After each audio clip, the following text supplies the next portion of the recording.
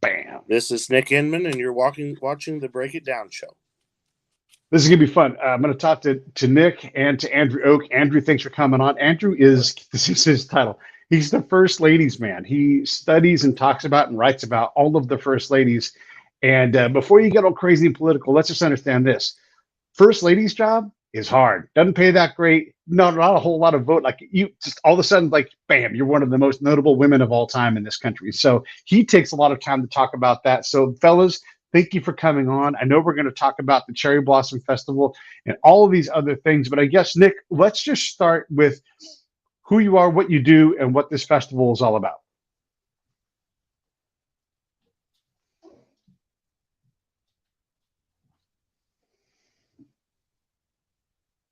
Is this thing?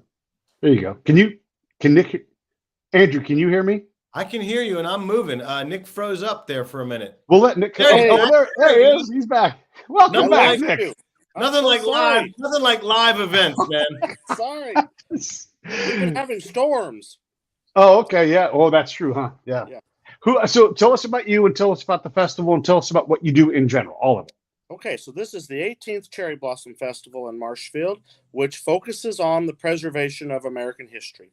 And it is a great opportunity here in the heart of the nation to come together to learn about the history that unites us and not the history that divides us. And that's why we are so excited to be hosting the National Kickoff for National First Ladies Day, a bipartisan day to come together to celebrate all the women who have served in the role as First Lady or as hostess in the White House. And it's a special time, the last weekend in April every year that we celebrate Cherry Blossom time. And it's appropriate that this is taking place the last Saturday in April every year, as that is, of course, when Martha Washington became First Lady. So we are excited in Marshfield to be able to host this during our 18th festival. Nice. Andrew, how did you get swept up into this thing?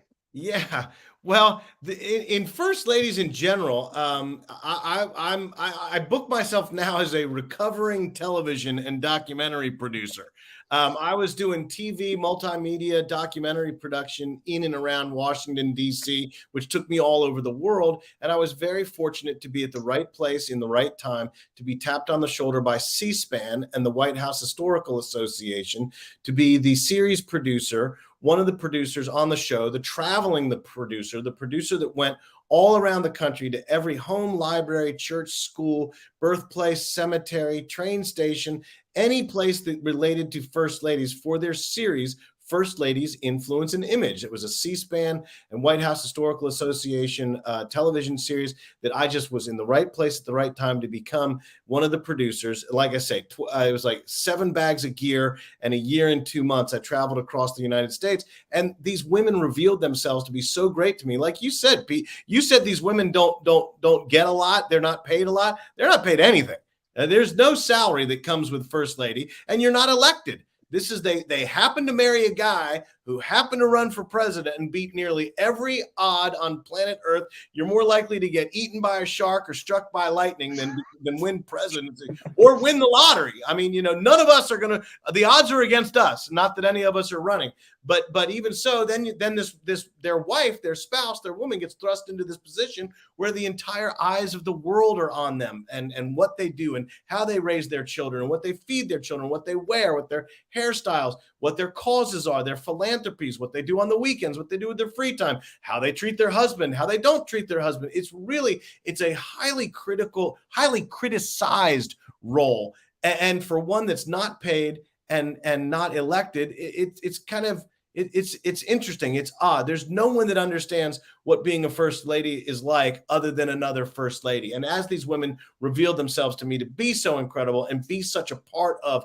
leadership and the formation of America, United States of America, since before the Revolutionary War, Martha, I mean, I write it in my books and it's true. George Washington, if he'd married anyone other than Martha Dandridge Custis, would not have been able to create America because he used part of her finances. He used her advice. He brought her to nearly every winter encampment of the Revolutionary War. America would not be America if George Washington married anyone other than Martha Washington. And this goes all the way up through currently Dr. Jill Biden. And so as I was traveling around the country and seeing these places and learning about these women and learning how much I didn't know about each of these women, including some of their names. I don't know many people that can name every first lady, and I'd be hard pressed to do it in order. And I'm the first ladies man. I bet Nick can do it. But I won't put him on the spot. But there's not a lot of people that can do that, but they are that significant to our history. And then Nick being the historical sponge and resource and everything that he's done over his lifetime and career, personal and professional. He found me through social media and all the ways we find each other. And that's how we come to be buddies and friends, and now on the board of directors for the National First Ladies Day Commission to get a First Ladies Day on the calendar that last Saturday of April, which is about the time when Martha Washington would have been First Lady, as George Washington was inaugurated in the late 1790s. But that's how we all come together, and we share a love of America, a love of American history, all things First Ladies and all things Cherry Blossom. And I'll tell you, man, if you haven't been to this Cherry Blossom festival in Marshfield, Missouri, I went last year. It was my first year. Nick and I have been buddies for a long time. COVID kept me out of the loop for a little while and shut things down as it did for everyone. But this is one of the craziest things, one of the coolest things you'll ever see. I'm standing on the floor of a high school gymnasium in Marshfield, Missouri, talking to a woman who kissed Elvis in the Kissing Cousins movie. I rode to the event with Chip from My Three Sons and the original model, the inspiration for Walt Disney's Tinkerbell, the original one, bought my book, signed it, and did a Tinkerbell dance around me. And I took pictures for my niece who dressed up as Tinkerbell in one of her when she was in for Halloween when she was like 2 years old. This place is wild, and it's like the craziest mix of people and pop culture, and Eddie Munster, Jerry Mathers, the Beaver, tons of authors, tons of historians, more for presidential and first lady relatives and ancestors than I'm now friends with people related to 8, 9, 10, 15 some presidents and first ladies. It's incredible what Nick has put together out there in Marshfield. It's truly amazing, and it needs to be seen to be believed. That's all I can tell you. Thank you. Dang, Nick. That's quite the setup for you. Hey, we should hire him for PR. That's right. It's like you put history in a blender and it blows up for several days is always how I describe it. Why? Well, Nick, why though? Seriously, what was your inspiration for the first Cherry Blossom Festival? Where did it all start 18 years ago? So this is a long story short, but many years before the festival started, I was working at Walmart with kind of in the evening, and something came up one night about President and Mrs. Eisenhower, and none of my coworkers who were close to my age knew who the Eisenhowers were. And I had just read an article that Mary Jean Eisenhower, Eisenhower's youngest granddaughter, and who now serves as one of the co-chairmen of the National First Ladies Day Commission, that she was living in Kansas City, Missouri. So I contacted her and I said, Mary, we have a problem in Marshfield. Will you come and speak at our school? So she did. And during her speech, she made an offhanded remark that if you were someone who was interested in American history, particularly the presidency, you had to travel all over the nation to birthplaces and libraries and grave sites. And the actuality of, the average American doing all of that just probably was never going to happen. And she said, there really should be somewhere in the country where someone can go and learn about everybody. And that kind of really stuck in my mind. So years later, when we planted the cherry blossom trees, I thought, well, if we're going to have an entire month of blooming, because we planted 3 different varieties of trees, we should have a festival to conclude the blooming season. And we need to do something besides just your typical craft vendor fair. We need to do something special. You think of, cherry blossoms, you think of the nation's history in Washington, D.C. So why don't we have a festival that focuses on American history? And Mary's comment came back to me. And I thought, when President George H.W. Bush visited Marshfield in 1991, he called us the heartbeat of the nation. So I thought, well, we kind of are. We're in the middle of the country. Let's let Marshfield be the place where you can go and learn about everybody. And so when you think about American history, it encompasses so many things. Our culture, veterans of war, those who've worked in the White House, those who are related to American presidents, they all come together underneath that title of American history, and that's what we have brought together for 18 years now in Marshfield. Well, and here's the crazy thing. When Nick first called me and he was inviting me to be, I mean, he's doing his due diligence and he's like, who's out there? Who's writing about history? Who's got books? What's an angle that fits in where there's really not any part of American history or pop culture that doesn't fit in to this Cherry Blossom Festival. So it's a wide net that you can cast, but I got caught in that net and he called me up. I think one of the first things I said, what a ding dong I am. I said, well, you have cherry blossom trees in Missouri? How did you do that? And he's like, the same way you got them in Washington, D.C., buddy. We bought them and we planted them. Just like Helen Taft was the first lady to bring the cherry trees over here in the early 19-teens because she had seen them in her travels through the Philippines, where she and her husband were governing. They were like the governor and first lady of the Philippines with American occupation, and did such a great job. And there was a General MacArthur who wasn't doing so great on the PR side of things, and things weren't going as smoothly as they wanted. So President McKinley sent Taft and his wife and whole family over there. He said, "Fix this mess," and they did. They had lovely parties and incredible times, and the Filipino people just embraced the Tafts, and it was wonderful. But they'd done a lot of traveling through, and they'd seen these cherry blossoms in these waterside parks, these riverside parks and lakes, and they came back. And at the time, the tidal basin right there, you got the Washington Monument on the left and the Jefferson Memorial on the right, and you're standing there at the tidal basin, and it was a swamp with a dirt road where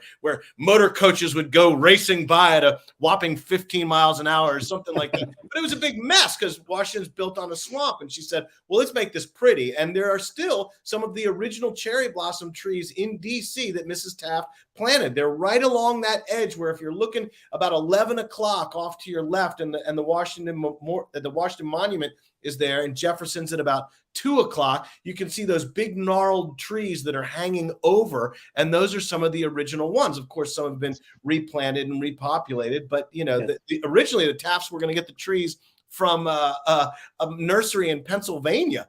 And then all of it starts coming back like, well, of course, if there was a nursery in Pennsylvania that had them, then surely they can get cherry blossom trees in Pennsylvania. But I got a buddy who, little sidestep, he's in quarter horses and livestock and things like that. And he said he got some Texas Longhorns, and he wanted me to come up and see him. And he's in Western Maryland. My buddy Gene Shank, little plug for Gene. But I said, wow, I didn't even know you were in Texas. And he goes, Andy, you don't have to go to Texas to buy Texas Longhorns. Yeah. Oh, okay. I just assumed. So you don't have to go to Japan to buy a cherry blossom tree. You don't have to be in Washington, D.C. Well, when the Japanese government found out that the American government was going to get these cherry blossom trees from Pennsylvania, they said, no way. You're getting them from us. We're getting the original batch came over infested with some kind of bugs, and President Taft and the Secretary of the Interior took them out on the Washington Mall and burned them all up so they wouldn't get that infectious, that viral bug pest that came with the original. And then they sent us even more, which were the ones that are planted in this today. But so, Nick just contacting me to get me out there.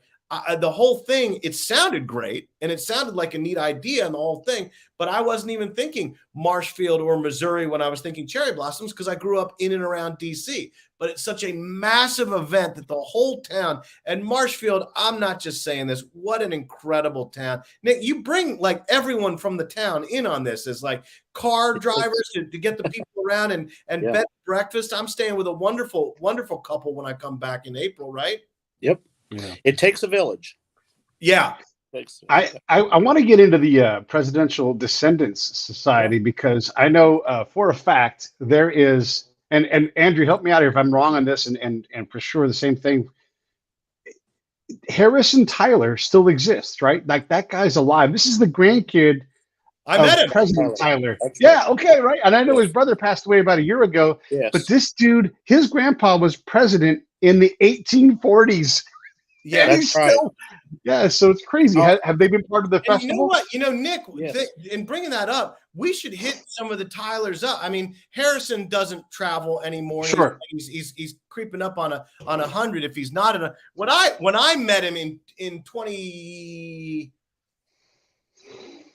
Gosh, when did I in 2012 I was down in there. He was in his 90s then. Yes. Yeah. And he said, I sat in his living room at Sherwood Forest in Charles City, Virginia, and he told me the story of his grandmother meeting his grandfather, because his grandmother was Tyler's second wife. Letitia Tyler is the first lady to die in office, unfortunately. She had multiple strokes and some health conditions, and Tyler was not only the first vice president to be promoted to president, but he was the first president to get married in the White House as a president. He went in married to Letitia Tyler. She died while he was in office. He was a widower, and then he married a senator's daughter from New York, and that's the story that Harrison Ruffin Tyler told me. But a wonderful family. And when I called down there to come down to see, I was like, you mean great grandson? And they're like, no. And here's the math on it. And this is crazy. And it's even crazier that like Rain Man, I've got this in my head. And I know Nick can tell you this story as well. But so President and Mrs. Letitia Tyler had like 5, 6 some odd kids. She was younger than him at the time. And then when she died, when his first wife died, he's in his like 50s, maybe even like late 40s, early 50s, something along those lines. He marries a 23-year-old senator's daughter. Now, at the time, it's different time and things aren't as, that wouldn't probably fly today. But back then it was much more normal, much more accepted in this. So with that second wife, Tyler was having children into his late 60s, early 70s. President Tyler has more children than any other president. It's with 2 different women, and it adds up to like 13, 14, 15 some kids between the whole. So the oldest son of the second marriage did very similar to what his father did, and that was Lyon Gardner Tyler. And he married a woman who died, unfortunately. Then he married a woman half his age and kept having kids into his late 70s. So the last born son of the last born son is this grandson that is a direct lineage. Of course, he never met his grandfather or grandmother, but now, or for a significant amount of time, his wife, who has also passed, Painey Tyler, who was a delightful, wonderful. I drove all over the Sherwood Forest estate with Painey Tyler. Their groundskeeper brought us some pork barbecue from a local restaurant. We were sipping Arizona iced teas and driving a golf cart all over the estate as she was showing me around. But she got the place recognized as a National Historic Landmark. They moved in there, they lived there, they gave tours and all this other stuff. Just an incredible family, and I know that they're always interested in preserving the history and the legacy of their family. And they go back, like Lyon Gardner Tyler was the president of William and Mary College. I mean, these are people that did a lot of things in and around the state of Virginia. Now, Harrison's brother Lyon, who you mentioned had passed away in the last few years, was a regular at the Cherry Blossom Festival here in Marshfield, and his daughter Susan accompanied him numerous times. And one of my favorite memories involving Lyon was in 2014. Laura Bush visited our festival, and to see Lyon, seated next to Mrs. Bush, and watching the grandson of our 10th president visiting with Laura Bush was a fascinating moment of American history for me. And when Lyon passed away, there was a delegation from the festival that went to attend his funeral in Tennessee. Wonderful. Because he was a special connection to us. And during the first Cherry Blossom Festival, Stephen Ford, President Ford's son, spoke, and Lyon introduced him. And again, it was one of those moments clear across history to see them come together. Well, it's a thing. And last year when I was there, I'm sitting front row at a panel of presidential descendants, and we've got descendants, ancestors as far back as the Monroe administration. So number 5, president number 5, all the way up through Clinton. So we've got, single digit number 5 presidency represented up to into like the 30s and 40s, and the Carters are there. The Clintons were there. You've had the Bushes there before, Nick. We've got Eisenhower covered, Taft. Who else was in there? Grant, Coolidge, yeah. Grant. I mean, it's just, and you look at these people who have this common bond that very few people in the world have. And I know we've got some folks coming up from the Hayes administration that are going to be there this year. You've had Truman, Clifton Truman Daniel, a mutual friend of Nick's and mine. And that's the other thing is when you get in this arena and when you get in this community, you start meeting people and knowing people. And so it's really, Nick and I would have met sooner or later somewhere. That's right. Place, because now we all know the same people. And when we were putting together this is a funny story. When we were putting together the board of directors for the National First Ladies Day Commission, I was in Texas giving a speech on First Ladies, and a friend of mine from C-SPAN called and wanted to connect me with her sister, who is a reporter on Long Island and works with Long Island University. Well, I call her and she puts me in touch with Dr. Andy Persons, and I'm talking to Dr. Andy Persons. I go, you got to meet some friends of mine. We're doing some really remarkable stuff here with National First Ladies Day, just like a President's Day in February, a First Ladies Day last Saturday in April. And he says, well, I know Massey McKinley. Oh, McKinley, there's another. How can we forget Massey? So McKinley is represented all the time and out there. And man, what a singer. You hear this guy sing God Bless America, and there's not a dry eye in the house. I've never heard it sung more beautifully. I'm not even exaggerating a bit. The man is like a songbird. But so I said, you got to meet my new buddy, Massey McKinley. He goes, well, I know Massey McKinley because the Society of Presidential Descendants goes out of Long Island University, where Dr. Andy Persons was there and was calling me to consult on some exhibits and some other things because he knew the McGorry sisters, and one of them works at C-SPAN. So, I mean, we're all swimming around in this history pool together. So Nick and I would have found each other eventually, but it was Nick that found me for sure, and I'm grateful. Me too. Yeah, me too. Yeah. Man, Andy gets going. He gets fired up. You can tell he's got passion for this. He is excited about it. He should be. He should be. I can't do math, and I'm a horrible speller, but I like to talk. Well, so this is what I want to bring up with you, Nick, is you built this amazing thing. Could you ever have imagined it getting this big and that you could pick up the phone and call the descendant of pick any president, and all of a sudden they're talking to you like, yeah, like, whatever. Like I'm a friend with Roger Clinton, right? I've got a number in my phone book. I love that dude. He is incredible, right? And it doesn't matter what his politics are. These are all beautiful people who are just trying to live their lives. So they must love it. But I guess how do you get a hold of the second baby cousin of, whoever? And Rutherford B. Hayes, I guess you got the Hayeses covered. Let me think of somebody we haven't mentioned yet. Warren G. Harding, like I'm sure you'd be like, oh yeah, we've got his, his nephew comes every year or whatever. How do you find these people? How do you manage all this stuff? Because it's not like you've got a staff of 100 people. I imagine it's just you running this for the most part. Well, so that's a very good question. When we started working on the festival, back to Mary Jean Eisenhower's idea, I call myself a history hoarder. And I have all this mass collection of presidential and first lady memorabilia, and I thought, well, if we're going to have tourism over this festival, we need to have a museum. And I wanted to have the National First Families Library and Museum hosted in Marshfield that would showcase all of the presidents and their families. So the first festival, my idea was that we would have an announcement ceremony that we were going to be working on this museum, and that's where the presidential descendants came in the picture to come to Marshfield.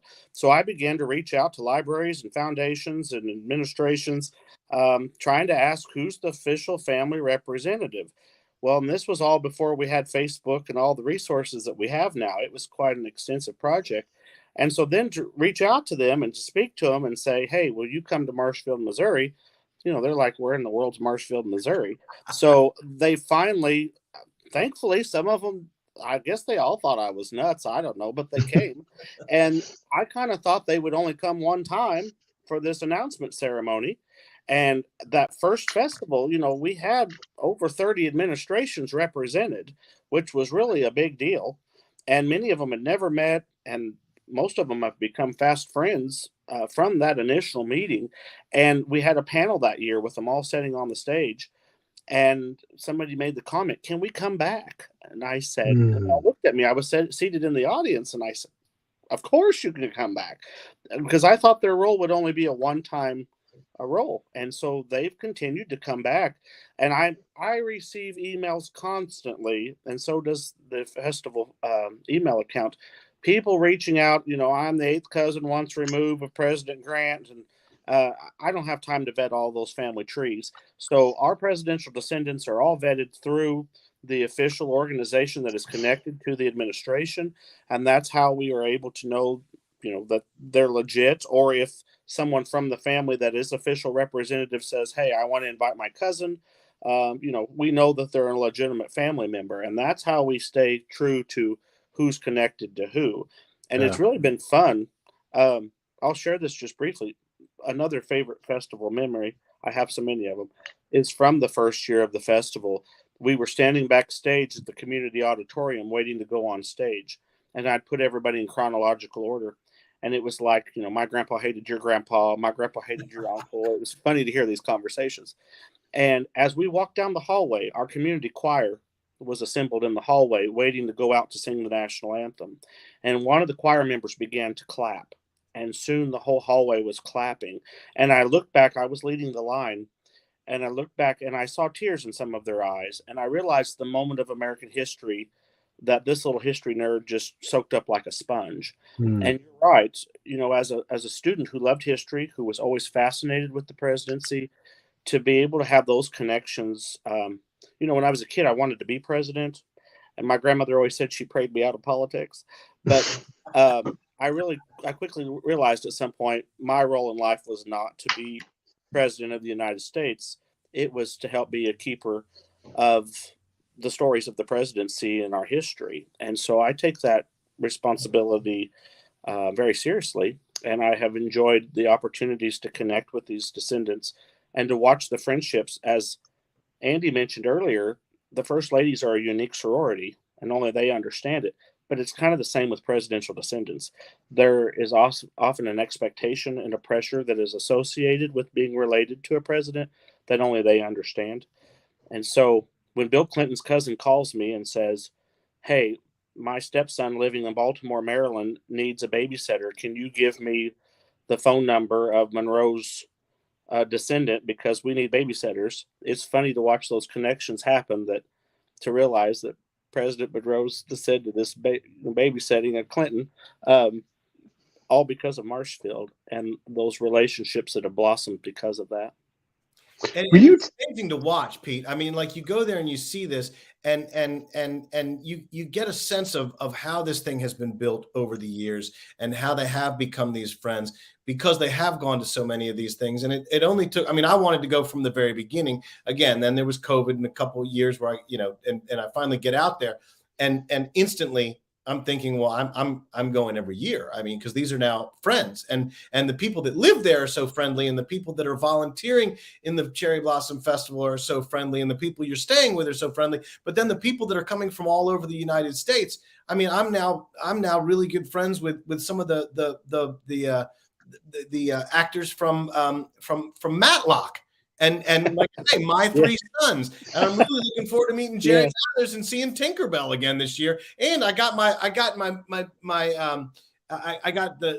woman. I'm a big Elvis fan, and she's like, "Let me sign a picture for you." I kissed Elvis and Kissing Cousins. It's up in my office. All the kind of stuff like that. But that responsibility that Nick's talking about is something that I want to piggyback on, because you asked earlier what made me the First Ladies, man. Well, when you travel around and you see the things, and C-SPAN is such an incredible organization with an incredible reputation. So no door was locked to me. No vault left unchecked and was in people's closets, in people's dresser drawers, looking in attics of private homes and all this kind of stuff. Well, you can record as a television producer, and I was just by myself. It was myself and 7 bags of gear. No one out there with me. There was a great staff and tons of producers and people working back in DC to make everything happen, but we didn't have the budget and the right.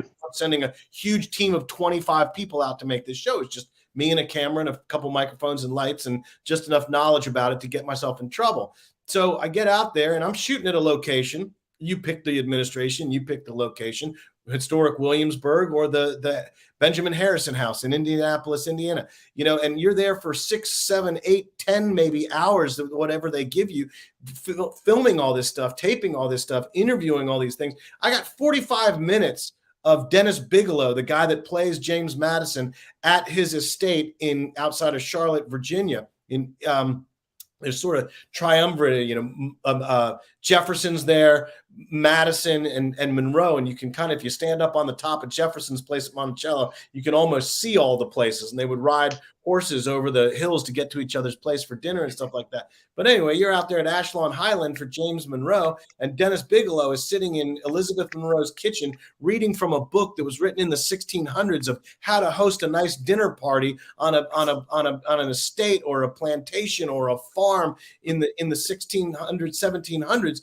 And you got 45 minutes of this stuff. Maybe 30 seconds of it makes the show. Maybe 2 minutes of it makes the show at best, or 3 minutes, but it's not all that one guy talking. It's a bunch of different stuff. And at the end of this, I had this knowledge. I'd seen all this stuff. I'd held these books, these papers, these artifacts, these clothes, been through these houses, run my hand along the handrails of the banisters, of the steps, of the, and this is, we're talking like Lincoln and Washington and Civil War and Revolutionary War, major modern world occurrences. If there's no America in the modern world, things look, good, bad, or otherwise, a lot different. And to have all this information and not have seen the light of day, because there's only 90 minutes in 90 minutes, and each C-SPAN show about each woman was 90 minutes, and that was 90 minutes more than anyone had ever done on Eliza Johnson or Jane Pierce or take your pick, Grace Cooley. Let me jump in here, because I want to slow down, because you're talking about a big thing where the archives are there's 100 to 1. The archives exist to what can be worked through. I went to the World War I museum, which is a fantastic museum. You guys ever go to Kansas City, for sure, go to that. And I'm like, how much of this stuff can you guys even process? And I'm like, oh my God, there are so many letters. More letters come in each day than we can possibly ever even keep up with. And there are like World War II movies made or World War I movies made every couple of years, whatever, on average. There's nothing. There's so much stuff, and you're so right, Andrew, like all the different things that you have to deal with in terms of someone who's poured their life into being whatever president's going to be, Monroe. And they're like, this is my passion. This is my thing. They're working as hard on that one thing as Nick is on the Cherry Blossom Festival. And so they really try to become this person. And it's an amazing thing to encounter these people that have so much passion, so much knowledge. And you're walking around like the backyard of the Eisenhowers, and you realize that him and his brothers just probably tackled the crap out of each other all day long. You're walking like it's crazy you can do that. So I wanted to take a moment to do that. You've made it sound so exciting. When should people go? Where should they fly into so we can help get them vectored in? Because Marshfield's not far from anything, but it's not close to anything in terms of big cities. Right. We're 30 minutes from Springfield, Missouri. And of course, Springfield, Missouri hosts the Springfield-Branson Airport, where most of our guests will fly into. And it's about, as I said, it's about 30 minutes. The festival always takes place the last full weekend in April. This year's festival is the 27th through the 30th. And we will be celebrating First Ladies' Day on Saturday, April the 29th. And, it's really important that Andy mentions about all that extra footage and things, because there is so much information about First Ladies that we often don't have the opportunity to share.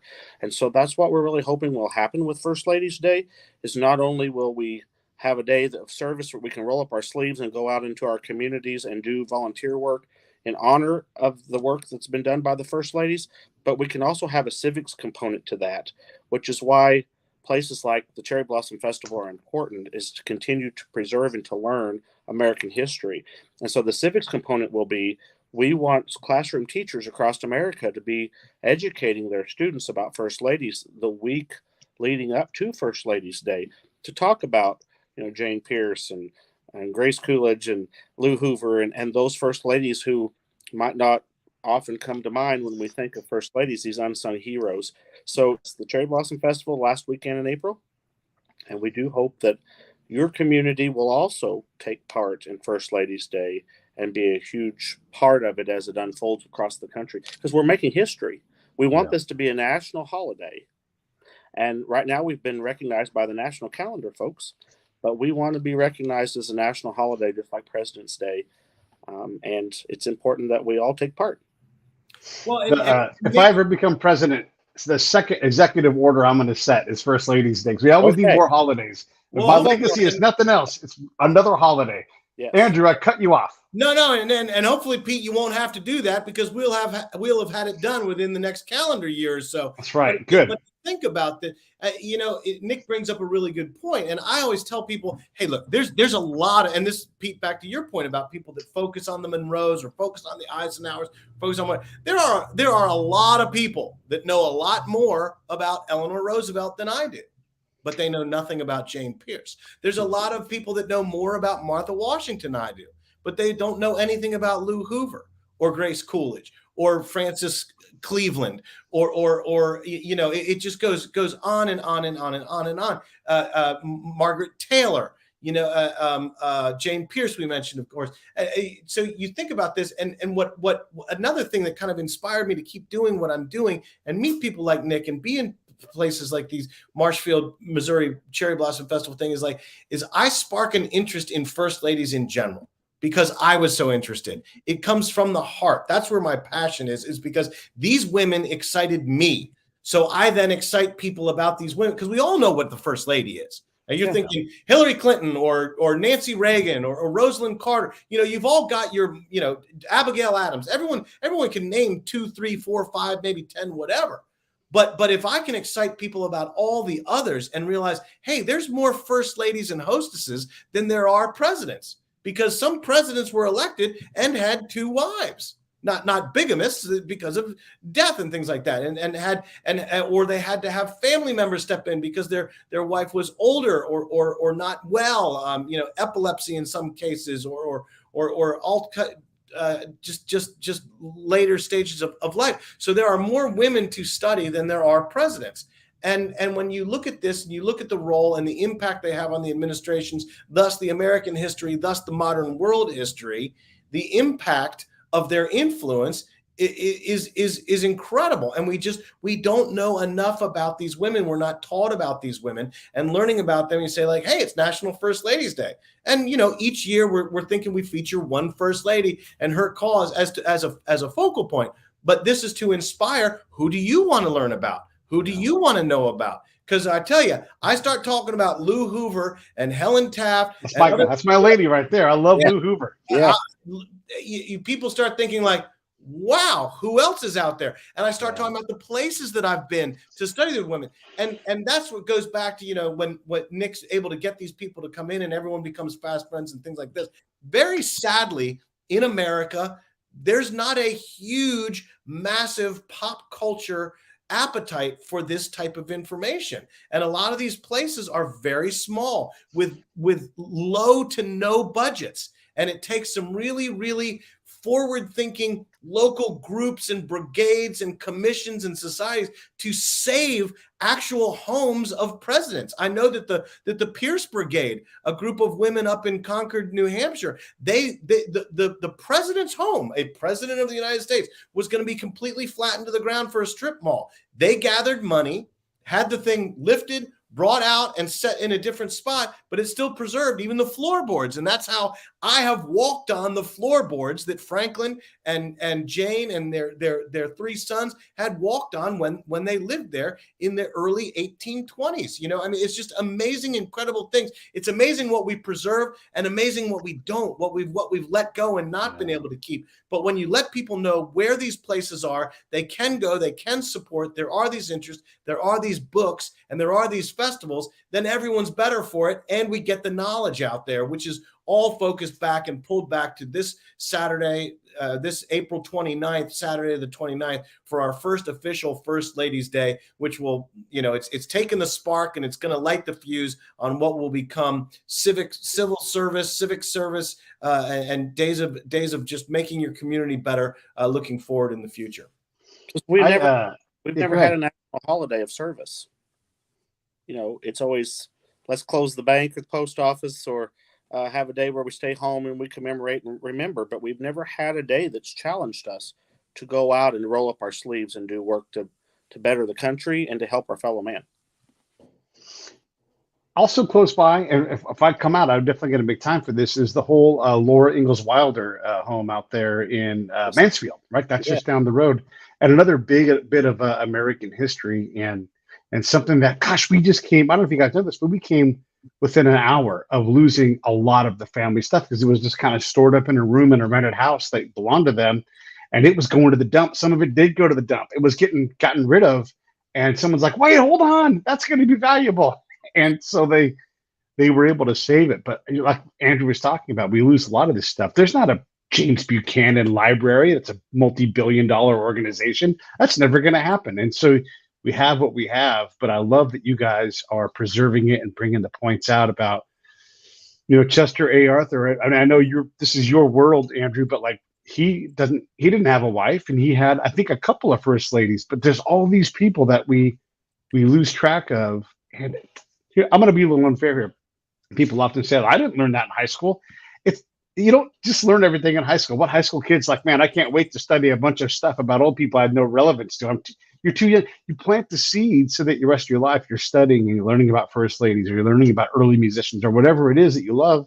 And instead of punishing somebody else for not teaching somebody something, do something, damn it.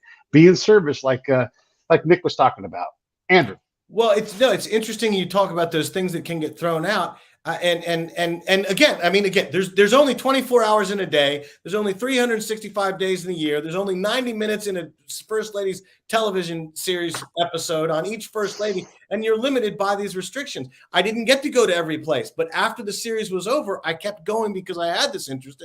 So I went to the Dolly Madison. Dolly Madison was one of our most famous, studied, written about, known about, popular first ladies in history. As amazing it is, she's one of our longest living first ladies. She far outlived her husband, like so many of these women do, but she was a very, very significant force in early American and revolutionary history, and she's widely studied. However, somewhere outside of Philadelphia, some old lady, someone's grandma that they thought was half nuts, was always saying, when I go, don't forget the treasure chest in the attic. Don't forget the treasure chest in the attic. Well, look, man, my pop said that there was a safe and all this stuff in his basement, and I cleared his house out, and there wasn't a treasure chest. There was a safe. It was pretty much empty of stuff. But this old lady had a treasure chest, and it was in the attic, and it was behind a wall, and someone had the wherewithal to break down this wall and tear it out and open up this chest,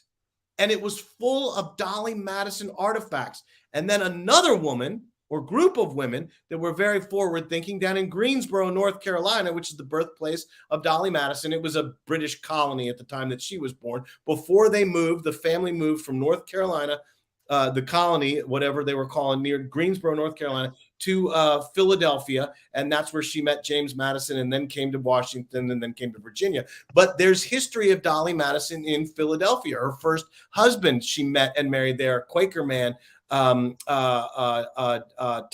the last name of Todd, and he died in the yellow fever epidemic that was there, and that's where she meets Madison. In any event, someone had this chest. Dolly Madison is the first lady to be photographed in history. Now, she wasn't first lady at the time, and it was a daguerreotype, the silver pressing, and she's in this, one of her famous Dolly Madison turbans, like a headdress kind of thing, all elaborate, the outfit. And I think it was at the cornerstone of the Washington Monument ceremony. They were laying the cornerstone. Someone's like, hey, Dolly Madison's here, because Dolly Madison stayed in Washington, D.C. after her husband died. She came up from Montpelier in Orange, Virginia, came to D.C. So she's there for the ceremony. Guess what's in this treasure chest? The turban from the first photograph of the first lady to be photographed, and a daguerreotype negative type things, along with other things. And now the Historical Society of Greensboro, and the birthplace of Dolly Madison, has this,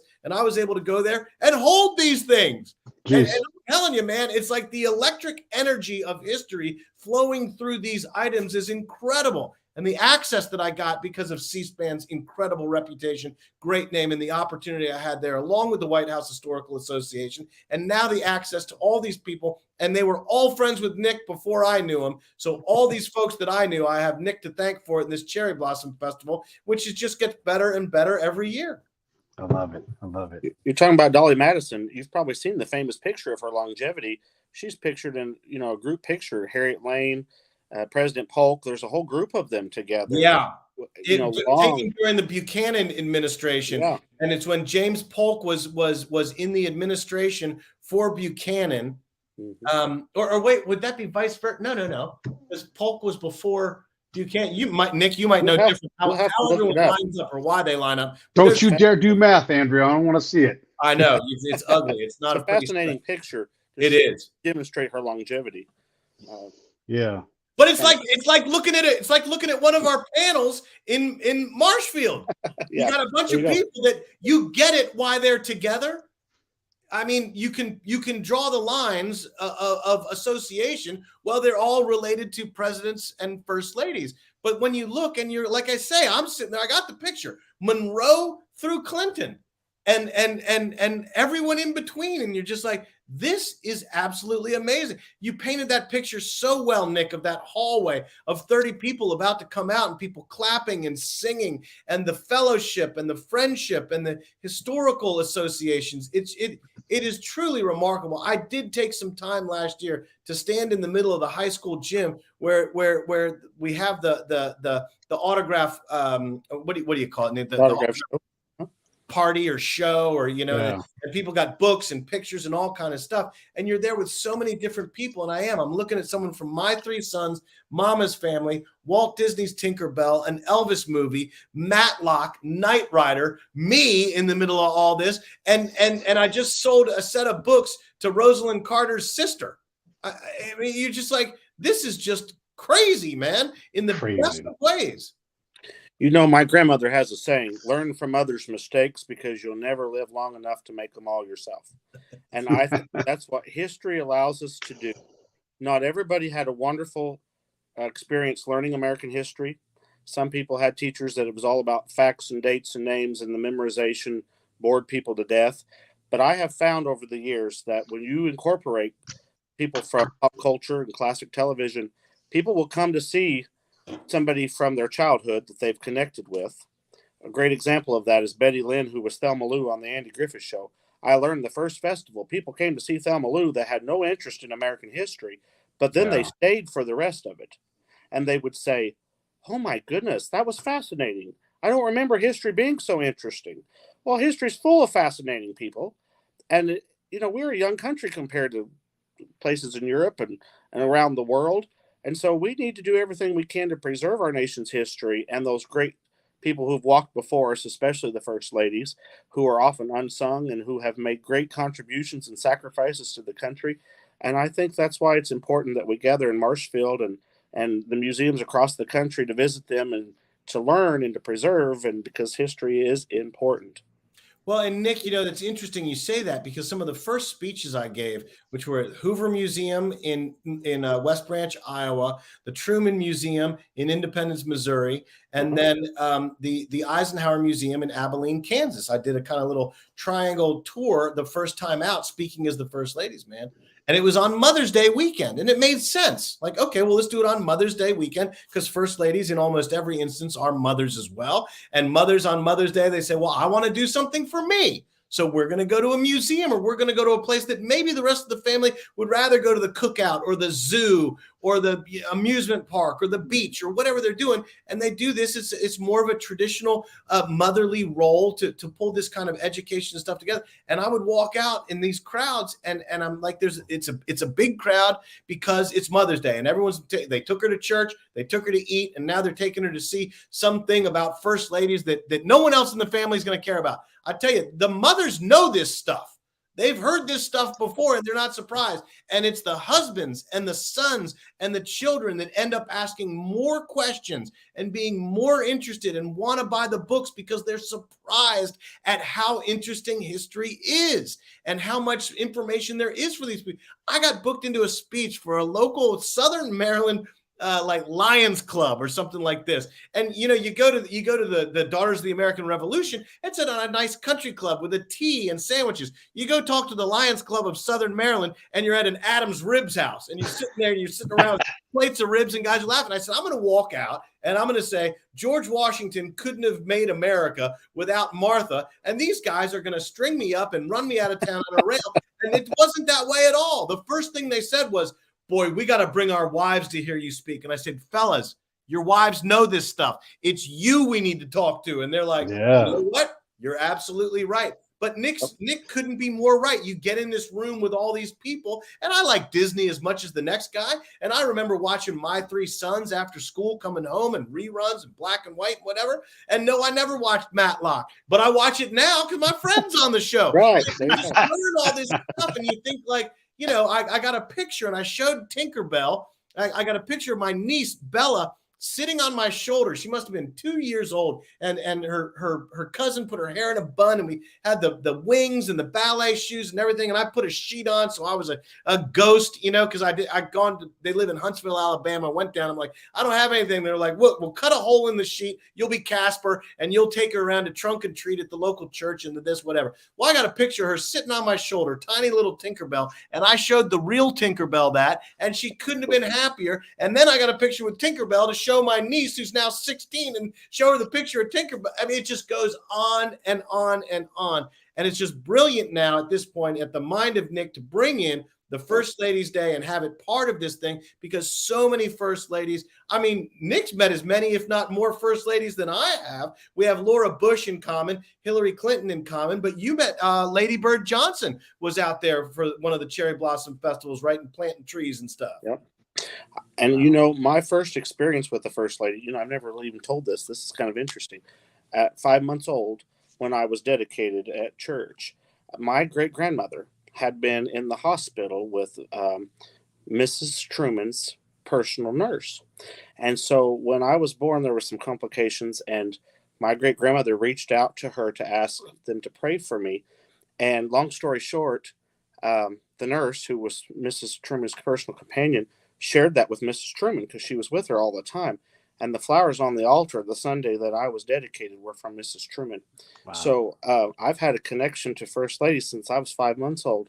And then in fourth grade, Barbara Bush visited our city with then President George H.W. Bush. And that's when I really became hooked. So I just really say First Ladies have been part of my life forever. And Mrs. Bush waved at me that day, and I thought I would melt in the middle of the street. You know, it was the 4th of July. And I always said I don't know if I'd have been as interested in American history and First Ladies had I not had that interaction, because that night I went home and watched the news, and suddenly I was interested in what was the president doing and where was the First Lady going, because they'd been to our town. And Barbara Bush told me later, I wish I'd have never waved at you. Look what it caused. And it's true. But First Ladies have had a big impact on my life, and I know I'm just one of many people that have been influenced by these remarkable women. And so I'm glad to see us finally pay tribute to them in our country. And, you know, just to add to this discussion, First Ladies Day had originally been observed by the national calendar people as Martha Washington's birthday. Right. Oh, this is a good story. Yes. And so, you know, I had reached out to Andy and to others about we need to have National First Ladies Day. And Andy said, hey, I think they're doing something on Martha Washington's birthday. So after the commission came together and we began to discuss this, we really felt that the last Saturday was best because it was a day that people could be off work. It was close to the 1789 date of April 30th of when Washington became president. So Martha Washington would officially become First Lady on that date. And so Dr. Andy Person, who Andy mentioned earlier, had worked with the national calendar folks. And this is the same organization, you know, they do National Cupcake Day, National Puppy Day, that type of thing. And they worked with us, the commission, and decided, yes, they would move it, and they would move it to the last Saturday in April. And so that's really where we got our foundation to begin building upon that. And last year at the Cherry Blossom Festival, at the Cherry Blossom Tea, it was a First Ladies theme. Andy was the speaker, and our commission announced then that we were going to have the National Kickoff this year. So we've made great strides in the amount of time that we've been meeting. And we're fortunate to see this all come together, and we appreciate that we're working with the national calendar folks. And we hope that it will just spread like wildfire across the country as a special day of history. It was funny because I was on, and I'm hoping these folks make it out to the Cherry Blossom Festival. If not this year, then next year. We're definitely going to, I'll do an interview with them from there. But a friend of mine got me connected with these folks in Fargo, North Dakota.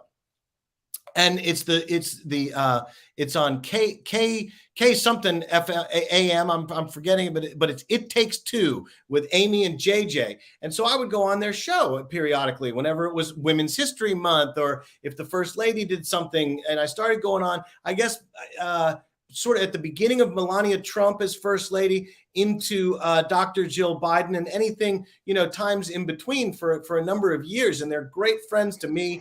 And I'm a great friend of the show. Love everyone in Fargo, great supporters. And they brought me on this one day, and they said, "Well, happy First Ladies Day to you." And I said, "Oh, you mean Martha Washington's birthday?" They said, "Well, maybe it's that too." So I knew it was Martha Washington's birthday. They knew it was National First Ladies Day. And I said, "This is news to me." And they said, "Did we stump the First Ladies, man? That's not why we had you on." And I said, "Well, I'll admit when I'm wrong. I'm the first one." And they said, "No, okay, you're off the hook. This is the first year." And our friends, because they're radio DJs and they talk to the National Calendar folks all the time, they said, "Our friends at the National Calendar Month have proclaimed Martha Washington's birthday as National First Ladies Day, because why not?" And it was shortly after that Nick called me. He said, "Hey, I got a wild idea. I want to do National First Ladies Day." And I said, "Nick, they stumped the First Ladies, and I hate to be the guy to tell you this, but man, someone's already got it, and it's Martha's birthday." So, well, let's take a step back. And this is where Nick's patience is way more than mine, and more I'll just say more patient. Nick is more patient and can take a step back than my knee jerk jumping in like a crazy man. But I said, let's see what we can do. As far as this, I said, I want to be involved. I would love to. And as Nick mentioned, and this was through Dr. Andy Persons, who had gotten some other day. I forget what the day that he got, and had worked with them with the National, Society of Presidential Descendants. And he said, "Let me see if I can talk to some of those folks and see what's going on and whatever." And they said, "Hey, look, we just put it up there because there wasn't a day yet, and Martha's birthday made sense. If you want the last day in April, it's all yours.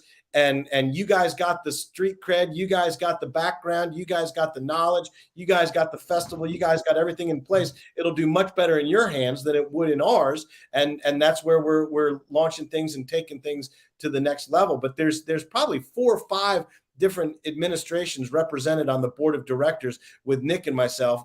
Mary Jean Eisenhower heading that up with Massey McKinley, and then us just getting together and talking with the folks at the National First Ladies Library in Canton, and keeping in touch with the White House Historical Association to bring everyone on the same page, so we can all get under this umbrella of recognizing these women and what they've done for our country, and then us taking a page out of their playbook, and let's do a civil service event and community event to make our all of our backyards and all of our main streets and everything a better place. And that goes right in line with Lady Bird Johnson. It's just the beautification of America, which are highways and interstate little parks and picnic areas and things. Yeah. He put in place. And so we're really just taking a page out of the First Lady's playbook to give them a national day of recognition to do what they would do and make them so proud.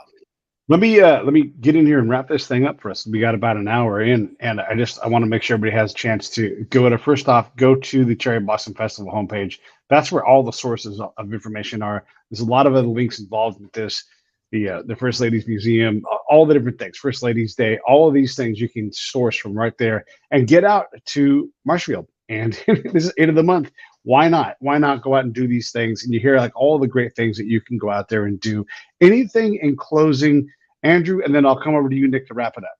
Okay. I just, all I can say is thank you, Pete, because it's people like you that get us on here to spread the word. We're a small group. We're not a heavily funded group. We're all kind of grassroots and just people that all have this love for American history, and me specifically, love for First Ladies, but just the friendships that will last a lifetime, and the knowledge I've been able to gain, and the relationships I've been able to establish, and the things I now know, and the things I've seen. It's remarkable. And you don't have to be a history nerd. You don't have to be a history professor. You don't have to be a history major or anything. This is America. This is our country. This is right out our front doors, out our back doors, around the corners. And it's so fascinating, and it's so important to support this, so other people in the future, after we're long and gone, can find this stuff out and know this stuff too, because it's important. It's what made us. Nick, any final thoughts? President Kennedy once said, "Ask not what your country can do for you, but what you can do for your country." And I think that's exactly what First Ladies Day is allowing us to do, a day that we can do something for our country. Our history should be preserved. Our country should be preserved. And we're fortunate to stand on the shoulders of some mighty women who have helped shape policy from behind the scenes, who have helped govern our country in various ways, to really honor them during First Ladies Day. And so I want to encourage everyone to go out into their community, volunteer, promote, and support First Ladies Day, and make that a tradition in your civics club, in your church, whatever it might be. And if you can come to Marshfield, Missouri for the National Kickoff, we would love to see you. I always say Marshfield's a little bit like Mayberry, and we will welcome you with open arms. We want to see you there. Pete, we'd love to have you there, and we thank you for this opportunity. Remember, National First Ladies Day, Saturday, April the 29th. All right, let me roll these credits. Hang on, fellas. I'll come right back to you. Hey, thanks for watching the show. I really appreciate it. Right here, you can subscribe. Please do that. It makes the show grow. Hit that notification bell so you know which incredible guest is coming up next.